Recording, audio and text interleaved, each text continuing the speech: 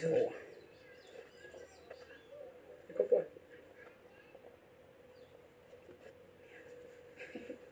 so good evening, student.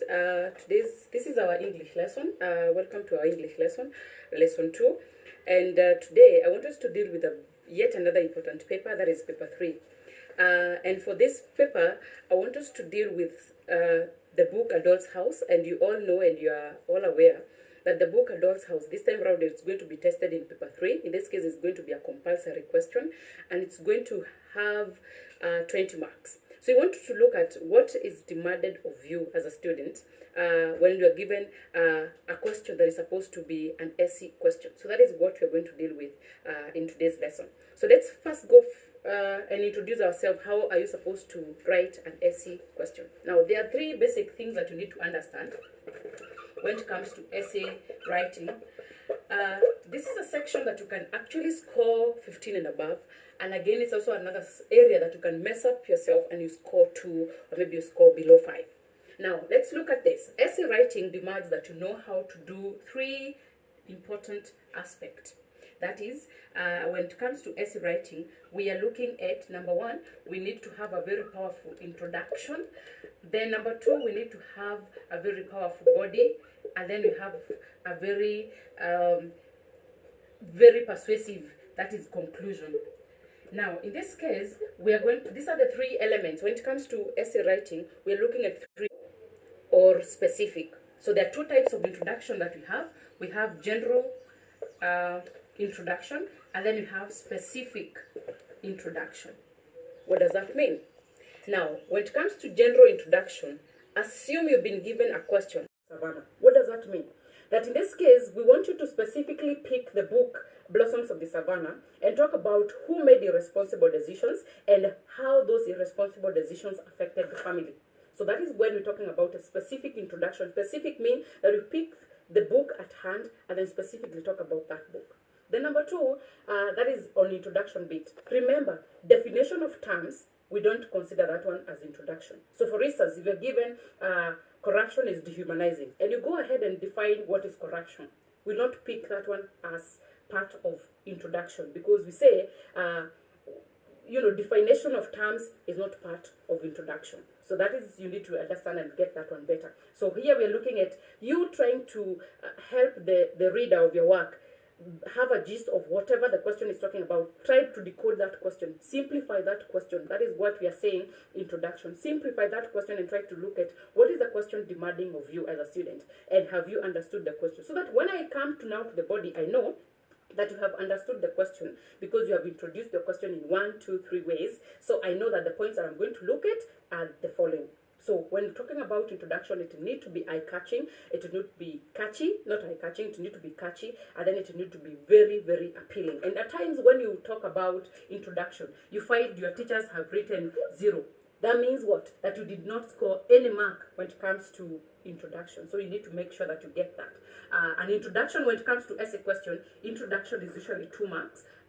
Conclusion is usually 2 marks. Then body, because in English we look at 4 major points. So we look at 4 major points times 3 points for each, 3 marks for each point. Then that gives you 12. And if you calculate all this, it's coming to 16. Then you have language that's supposed to be 4. So what does that mean? That if you have a very good introduction, then you're going to score 2. If you have a very good conclusion, of course, you have summed up your work, you're going to score 2. Body part. In English, we don't look at many points that you've written. We want 4 persuasive points that you have written down, that you have illustrated well, that you have connected well, and each paragraph has, we're going to talk about on the body, and then those are 3 marks for each point. Then language. Language, here we're looking at how grammatically correct are your words, how have you phrased your sentences, and all that kind of stuff. So the less the grammatical mistakes, the spelling mistake, the less mistakes that you will have, then you will score around 3 or you will score 4. But if you have more mistakes in terms of grammatical mistakes, in terms of spelling, then you're going to lose these 4 marks. So that is what basically we do, and this is how basically an essay question is marked. So you need to make sure that you understand that bit. So now let's look at the body. Now on the body, we have said that in English, we're looking at 4 major points. So each question that you've been given, we are looking at 4 points, and how best are you going to put these points down. Number one, we are looking at the coherence of the point. That is very, very important. So if you pick a character and you're talking about a certain character, conclude about that character in that one paragraph.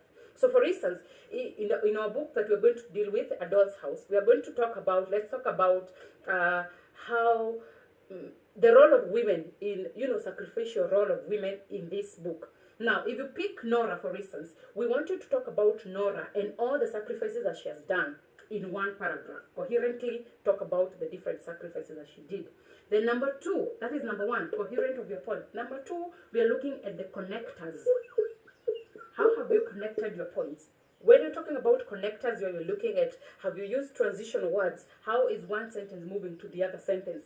How are your points connected? Use of simple sentences, use of compound sentences, use of compound complex sentences, and all that, because you have to make sure that you use a variety of sentences when it comes to your paragraphs. That is number two. Then number three, another thing that it's very, very important when it comes to paragraphs, we are looking at transition of your paragraph. That is, of course, we have the first paragraph. How then do you move from one paragraph to the other? In this case, we want you to use as many transitional words as possible. In Form 3, I'll guide you. In Form 3, a book referred to as Integrated English, it has very good transitional words. Transitional means what? How do you move from one paragraph to the other? And these transitional words move from, or the ranges from the transitional words that you use for addition, the transitional words that you use for contrast, the transitional words that you use for compare, and all that. They are there. So it is good that you go to Form 3 book, Integrated English, and you will get a lot of transitional words, and you're going to have a variety of words that you're going to use. So we're looking at how best have you used your transitional words. That is, then of course, it enhances a good flow from one paragraph to the other. If you start with firstly, don't go sequentially, then say secondly, thirdly, fourthly. No. Use other connectors. Use other transitional words that shows addition. So that you need to make sure that you understand that bit again.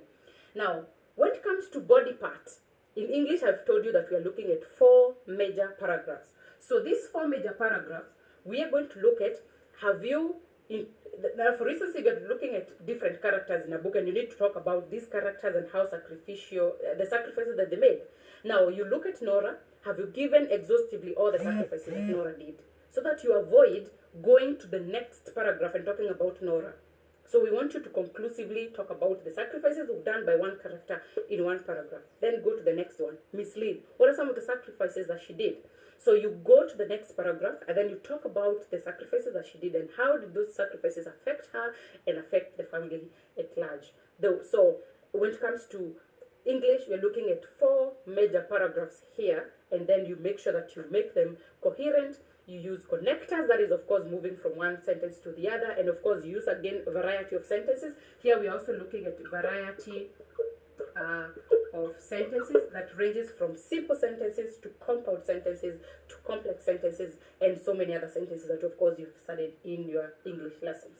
Now, the next one is transitional words. And I've said here when it comes to transitional words, we're looking at words that you can use for addition, words that you can use for contrast, words that you can use for compare, words that you can do to conclude, and all that. So here, I've said that again, for you to be able to master these ones, you can't, of course, cram all of them, but you can go and at least have a gist of at least some variety of words that you can use for addition, for contrast, for compare, and so on and so forth. So here we're saying that you go to book 3, Integrated English, and even the book that you're having, the One Note for Sale, Excelling in English, it has some of those transition words, and they're going to be very useful. So that is all that we can talk about when it comes to body. Now let's go to the next part, that is conclusion. This is where majority of the students don't score. Why? Because you have taken quite a lot of time in developing your 4 paragraphs, or maybe the number of paragraphs that you have. But now you forget to sum up your work. Summing up your work, how do you do it? I tell students here, your paragraph, your conclusion should not exceed 5 sentences. Because, of course, you're not introducing a new topic. You're not introducing a new point down there. What you're doing is that either you agree with the questions at hand. For instance, if you're told that the sacrificial, whatever, the sacrifices that different characters did in the book A Doll's House, then you come to your conclusion and say that from the above points that you've written, it is true that different characters have made different sacrifices, and these sacrifices have impact to themselves and also to others, and then you conclude like that. Don't introduce another point. Don't go there and start introducing that, of course, after this, and all that. No. So when it comes to conclusion, we are looking at you summing up your work. And here, avoid as much as possible introducing a new topic. As much as possible, avoid introducing a new point. So what I've said here, when it comes to conclusion, you either agree with the question, or maybe you tell us that from the above points, then we can agree, then we can say, then we can conclude, and all that kind of stuff. So that is what you do when it comes to conclusion. And it's very, very important that you know how to move from introduction to your body and to your conclusion, so that at least you can score as many marks as possible when it comes to essay writing. So that is that for essay writing, and basically what we look at, that this is just a shell of how the essay question should be written. And then now let's go back to our today's topic, and of course we're looking at themes in the book A Doll's House.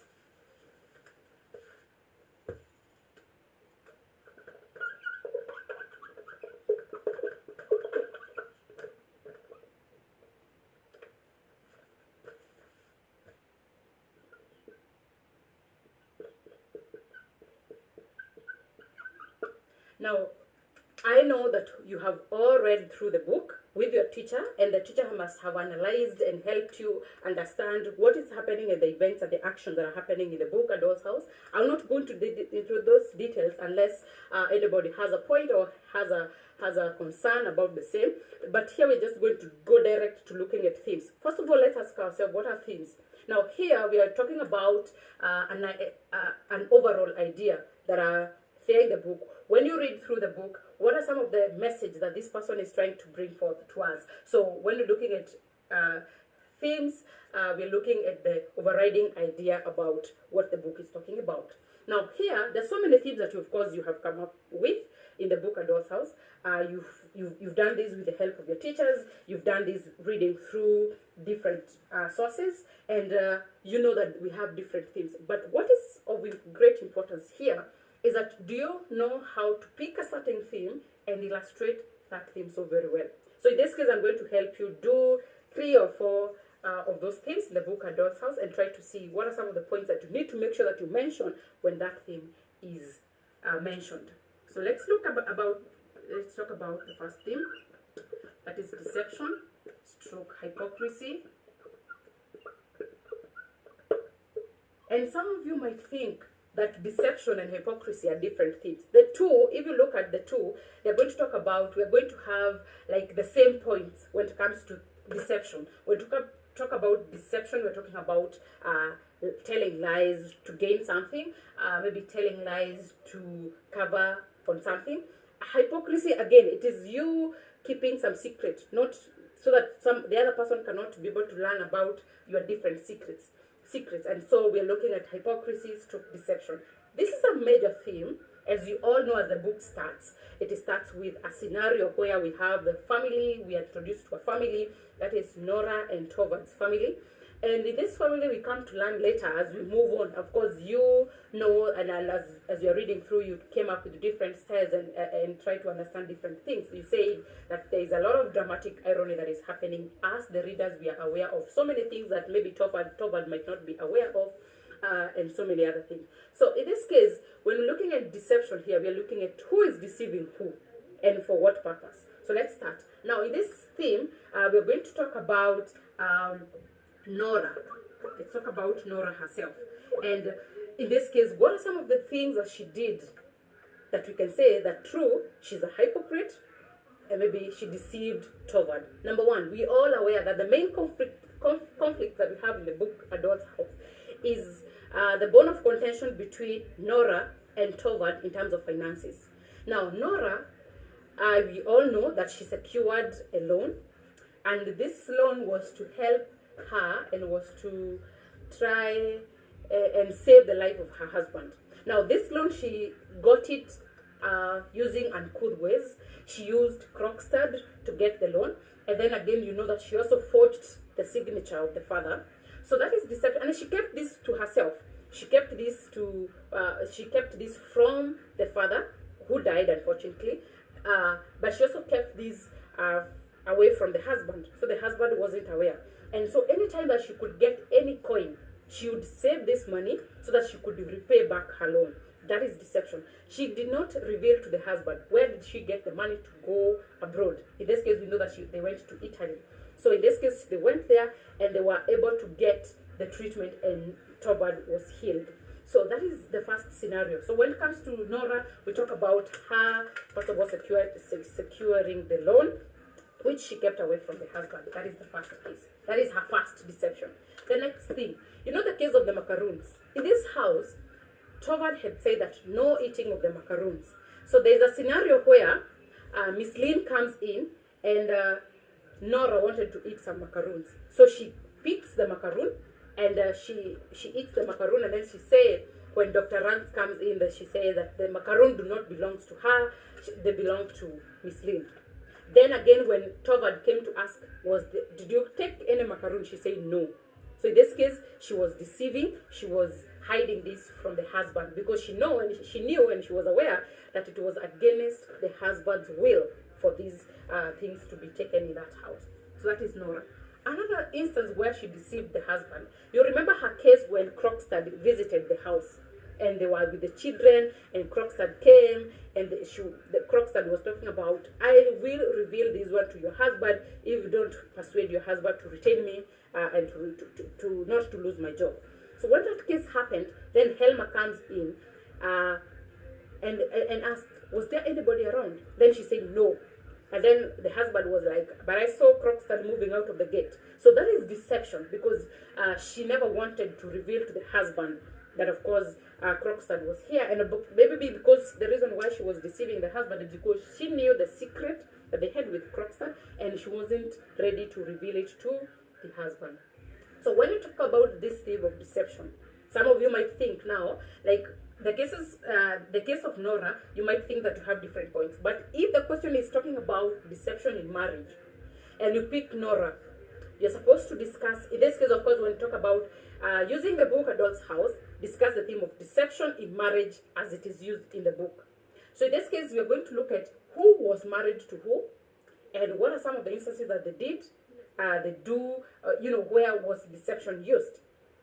Who used deceit anyway to get through. So in this case, you're going to pick Nora as our main character.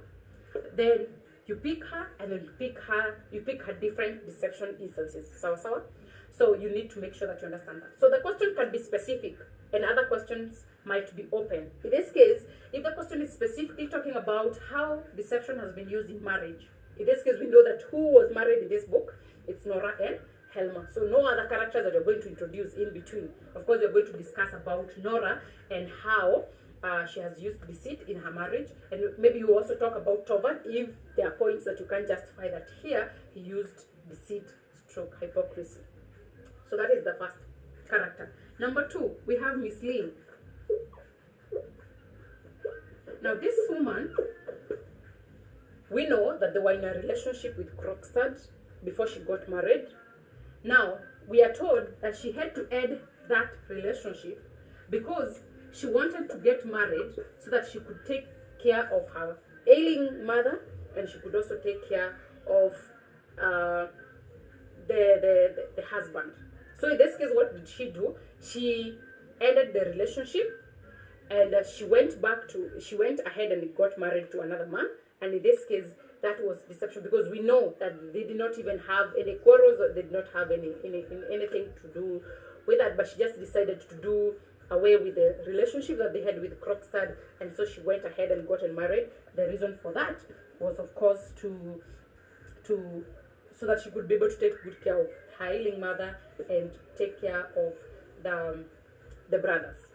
That is another case, if you can be able to have that. But majorly, if you're talking about deception in marriage, if it is in marriage, then you pick Nora as the main character and Tovad. But you can also have other points, maybe If the question is open and it requires you to pick other characters, then you can take Miss Lynn and qualify and justify how she also uses deception, stroke hypocrisy, because you are aware of that as illustrated from the book. Let's move on to the next theme. And I want you to make sure that, of course, some of you might think that now you need to define this term when you've given this one as an essay question. No, you don't need to define any term. And I've said that time and again, that when it comes to introduction, don't define terms. The next thing is sacrifice. Let's talk about selflessness.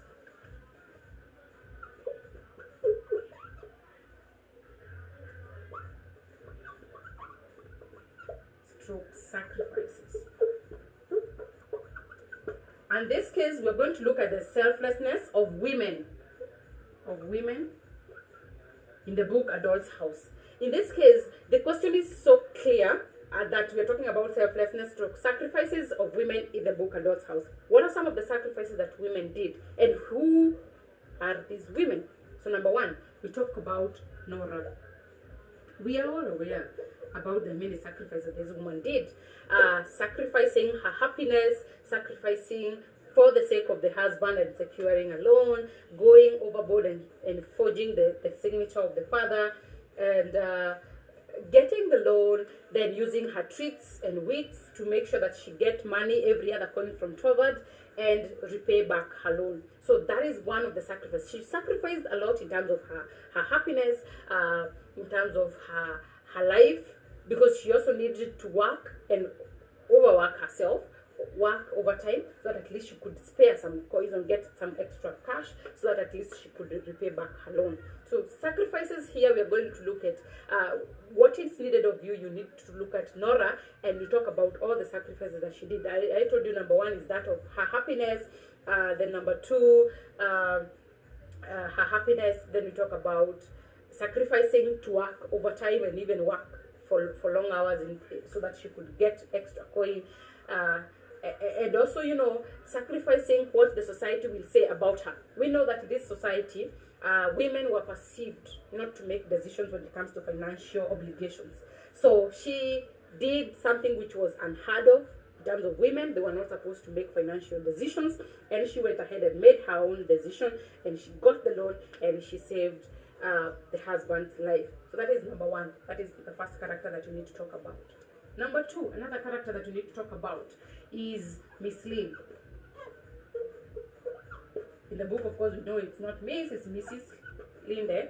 Now, this woman, as I said, as I alluded up here, I said that this woman, she was in a relationship with Krogstad, and she had to end that relationship. She didn't get married to the man that she married because of love. She did that because the man was having money, the man was wealthy enough, and she could use, or she took that advantage so that she could take care of the ailing mother, and she could also take care of the brothers. And she said what? That now that my mother is gone and my brothers are done with school, now I can now start looking at her life. And by the time she was realizing this and trying to think about what can I do about my life, what can I do about now with my life, she was a bit old, she was aging. So that is one. That is another sacrifice that she did. You need to talk about this in a very cohesive manner in terms of you trying to make sure that you convince us that, of course, she did this for the sake of others. You need to make sure that you understand that. Number three, another person who did some sacrifice is Anne. We know, or we learned that Anne was a nun. Anne was a what? Was a maid, and she took care of Nora. She also took care of Nora's children, because at the end of the book, Nora is saying that, of course, when Nora is moving out of this home, she says that, of course, Anne, I know and I trust you that you're going to take good care of my children. So now Anne, the sacrifice that she did was, number one, her life and that of her daughter. We know that Anne had a daughter, but she chose to work and not live with her daughter, so that at least she could get some money, spare and have some money, so that she could take care of the daughter who was away from her. And there's somewhere where she's being asked, don't you miss her? How is she now? She has finished college. And you see that Anne had made a lot of sacrifice. That when, leaving the kid away and now coming here, and taking care of Nora plus the children away from the daughter. So that is another sacrifice that we have there. So if the question is talking specifically about the women that we have in this book, then of course you pick these three women and talk about their sacrifices. Now, because Nora, you can have quite a number of points, then you can divide this one into two paragraphs. So meaning that Nora, you're going to have two paragraphs, then you're going to have Miss Lane, and you're going to have they sum up to 4. Then of course you write your conclusion. So that is the other theme: selflessness stroke sacrifice of women in the book Adult's House. That is the other theme. Moving on, the other theme we are going to discuss for today is moral decadence.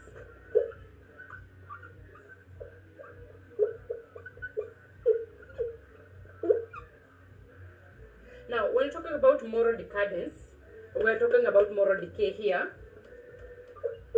Now, this is where people are not behaving morally upright. Whatever they are doing, their actions affect others, and they allude to not being morally upright. Now, if you look at this theme, then you're going to have different characters. We're going to have Krogstad.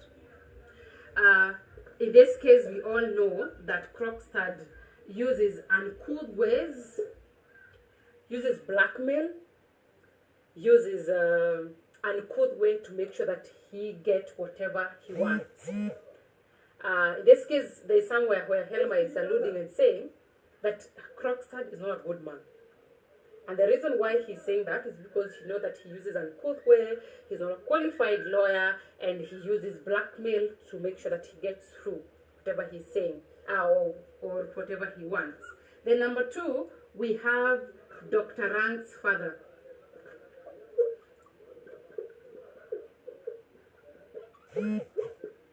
Dr. Rang's father. Now, we know in the book that Dr. Rang was suffering from a certain disease. Now, this disease, he got it from the father. It was inherited.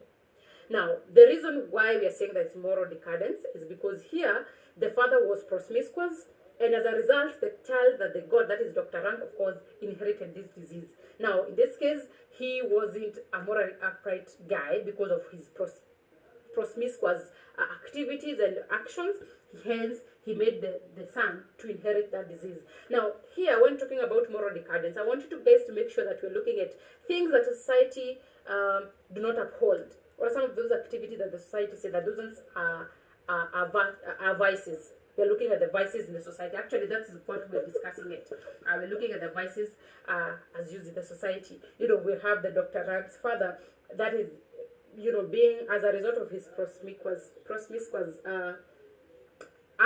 actions, then the son inherited that disease, and you know how it affected Dr. Rang until his last days, and then he died.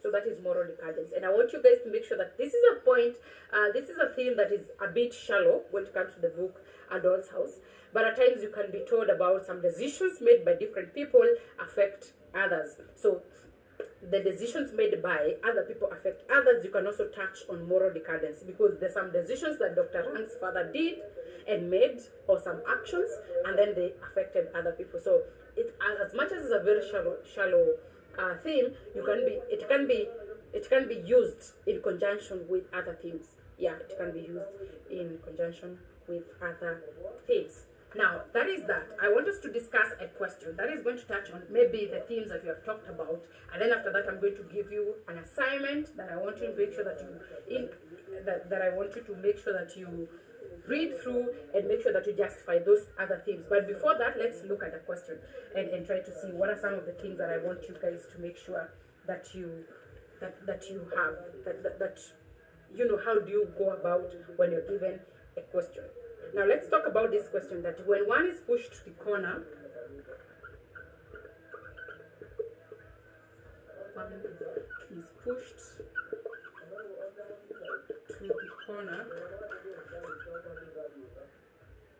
they must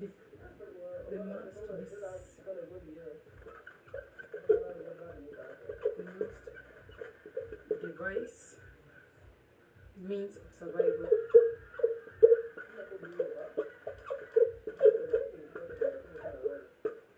Now assume we have that question, that when one is pushed to the corner, they must devise means of survival. Now here, this question, we want you to write it using the book Adult's House.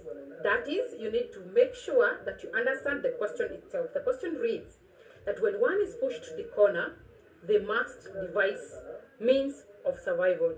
So here we are looking at what are some of the circumstances and what are some of the instances that have pushed you to the corner, and then what are some of the survival means that you come up with. So this question is going to touch on different characters. Let's talk about the first character, Nora. So introduction, how do you do your introduction before you go to your character, your points, that is. Now, in this case, we want you to talk about a scenario that has pushed anyone to the corner. If you're generally looking at this question, then you need to talk about circumstances. Sometimes you can be faced by challenges in life, you can be faced by decisions, you can be faced by circumstances in life that has pushed you to the corner until it pushes you to a way, making sure that you come up with your own ways of surviving. Now, you can also be very specific in the book Adult's House and say that different characters were faced by different challenges, and how did they now these challenges pushed them to the end, and how do they come up with their own ways and means of surviving. Now, if you look at that, then that would be your introduction. The introduction, it should not be so long. Your introduction should at least have, let's have a minimum of 5 sentences. Minimum. I'm saying, no, not minimum, maximum of 5 sentences. That means what? That you help us, as the reader of your work, have a better understanding of the question at hand. Then now we are on your body. Now in the body we said what? In English, I know in Swahili you can write as many points as possible, but in English we look at 4 major points that you have written. And in this case we like you to do that in terms of you having different characters, and try to talk about those characters. How are they pushed to the end? And then what do they do to survive? Let's talk about number 1. The first character, that is Nora. Nora, we all know that there was a time she was pushed to the corner. How? We have the husband's sickness. It reached to a point where they had to go for a holiday so that at least the husband could recover very fast. Now, that is what pushed her to the corner. Then you need to look at the device means. How did she come up with different means of survival? What did she do when she was faced by that circumstance? Now this is the case.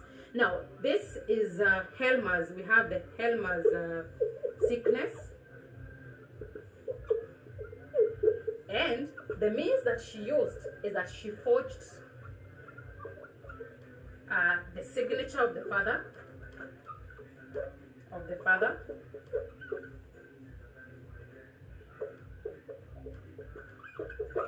To secure a loan.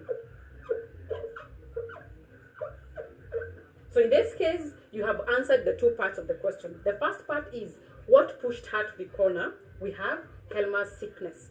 Then, which means did she get to survive through this kind of a situation? What did she do? She forged the signature of the father to secure a loan. So then you coherently and conclusively discuss this whole scenario. So you need to make sure that you do that. So that is Nora's first case, where she was pushed to the corner. And how did she do that? She forged the father's signature so that she can secure a loan. Another instance, let's talk about Nora and talk about the different points. Now, Nora, again, she was faced by the situation of repaying the loan. Repaying the loan. That is another thing. Then which means did she use to repay this loan? So what did she do? She made sacrifices in terms of all the money she was getting from the husband. She would save all the money that she would get from the husband. Then number 2, she would also work to ensure that she also have an extra coin so that she can repay the loan. So that is another circumstance that pushed Nora to the corner, and how did she come up with surviving techniques. Then of course she would sacrifice all the money she would get from Helma, and even not to buy her expensive dresses, not to buy different stuff, and then she would also work overtime so that at least she could get some more cash. Now, another character, and you can talk if you have another point, of course, student, I tell you, if you have another point that you think it is justified to talk about it, you can write down there. Maybe you can also comment on WhatsApp so that we can be able to see what you also have, because I believe you also have other points. But these are the two. Of course, I give you 25% to get 75%. Now, number 2, another character who was pushed to the corner, and which means did he use? We have the Krogstad. Now, Krogstad was supposed to be fired by Helma. So that is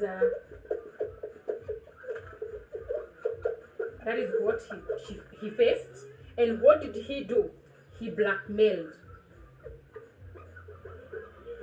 He blackmailed Nora so that he could secure his position in the bank. What did he do? He said that you, Nora, you're supposed to talk to your husband to retain my position in the bank. So that is another thing. Now, he was pushed to the corner because he was supposed to be fired. But then number 2, he used the device that he used for survival is blackmailing Nora so that he could get back his position in the bank. So that is the next character. Then we have another character who was also there. We can talk about Miss Lynn. We have Miss Lynn. What did she face? She was having ailing mother, ailing mom, plus the brothers. And what did she do? Which means did she get to survive? She married a wealthy man. She married a wealthy man.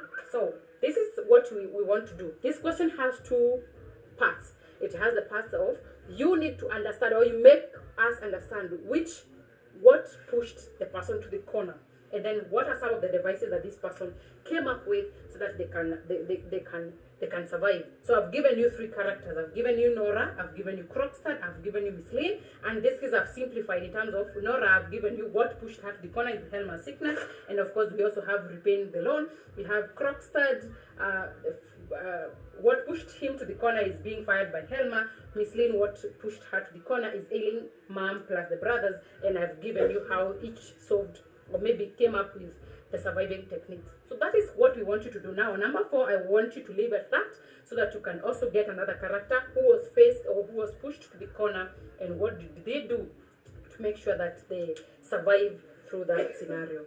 And now, students, I want to give you a question that you're going to work on, and I hope you guys can also discuss this amongst yourselves in your different groups and come up to the different answers to the following question. So the question will be this: money is a source of